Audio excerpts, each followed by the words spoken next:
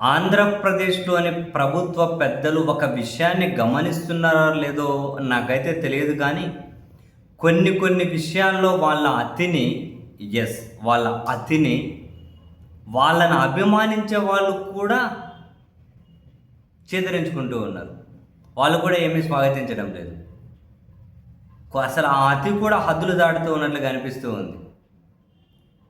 And చాలా clear కట్‌గా కనిపిస్తూ ఉంది. ఆ ఉప ముఖ్యమంత్రిగా ఉన్న వ్యక్తిది ఏదైనా సినిమా రిలీజ్ అయిందనుకోండి, అందరూ మినిస్టర్లు వాళ్ళు వీళ్ళకి ఆ సినిమా ప్రమోషన్ మీదనే ఉంటారు. పబ్లిక్ ఈవెంట్‌లో ఆ సినిమాల గురించి మాట్లాడడం, ఆ సినిమా పేరుతో ఆయన సంబోధించడం. ఆ ఓజీ వచ్చినప్పుడు ఓజీ ఓజీ అని ఎవడో ఒక ఫ్యాన్ అరుస్తున్నాడంటే అది వేరు. ఇక్కడ మినిస్టర్లు ఉన్న వాళ్ళే.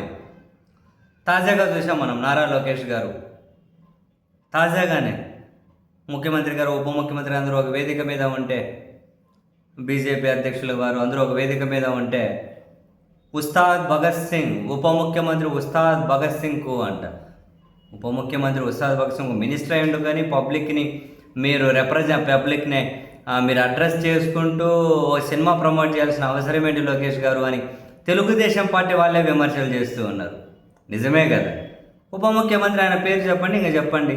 ఇప్పటికే మీరు చాలా అతి వినయం చూపెడుతూ ఉన్నారు అని చెప్పి తెలుగుదేశం పార్టీ వాళ్ళే పాయింట్ అవుట్ చేస్తున్నారు. చాలా అతి వినయం చూపెడుతూ ఉన్నారు, అంత అవసరం లేదు. ఉప ముఖ్యమంత్రి అంటే అయిపోయాయి కదా ఉస్తాద్ భగత్ సింగ్. ఆయన ఏంది సినిమా రిలీజ్ అయితే ఇంకా అదే ప్రభుత్వం ప్రమోట్ చేసుకుంటూ.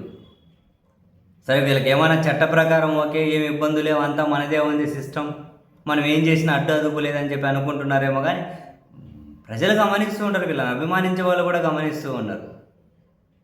ఇంకా నెక్స్ట్ ఇంకా ఆ సినిమా రిలీజ్ అయితే ఈ కూటమిలో ఉన్నటువంటి ఆ పార్టీ మినిస్టర్లు, ఎమ్మెల్యేలు కూడా థియేటర్ల దగ్గర ఇంకా టికెట్లే అమ్ముతారు. వాళ్ళు దాని మీద సమీక్షలు చేస్తారు. ఏంటండి ఎంత సినిమాటిక్. మరి ఆంధ్రప్రదేశ్ ప్రజలకేంటి కర్మ?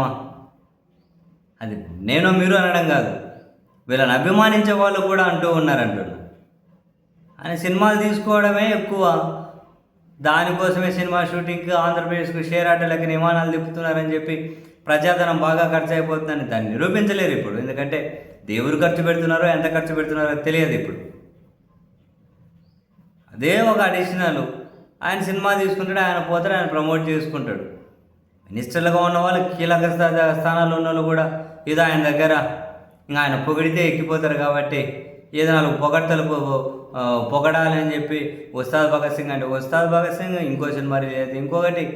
ఫస్ట్ అప్పుడు వీరమల్లు వచ్చినప్పుడు అదిగో వీరమల్లు అండి, తర్వాత ఓజీ అండి, ఇప్పుడు ఉస్తాద్ భగత్ సింగ్ అంటున్నారు. ఎందుకు ప్రభుత్వాన్ని ఆ సినిమా ప్రమోషన్ని కలిపి ఏంటండి ఇదంతా?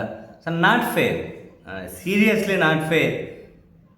నాకు తెలిసి ప్రజలు ఎవరు దీన్ని హర్షించట్లే. సినిమా అన్న అభిమానులు ఎవరో పిచ్చోలో కొన్ని చిన్న గుంపు తప్పితే ఇది తెలుగుదేశం పార్టీ అభిమానులు దీని ఏమన్నా స్వాగతిస్తారేమో అడగండి. ఏమో అవసరం మినిస్టర్లు డైరెక్ట్గా పబ్లిక్ని అడ్రస్ చేసుకుంటే ఆ సినిమా ప్రమోట్ చేస్తుండ్రు ఆ ప్రభుత్వ కార్యక్రమాల్లో.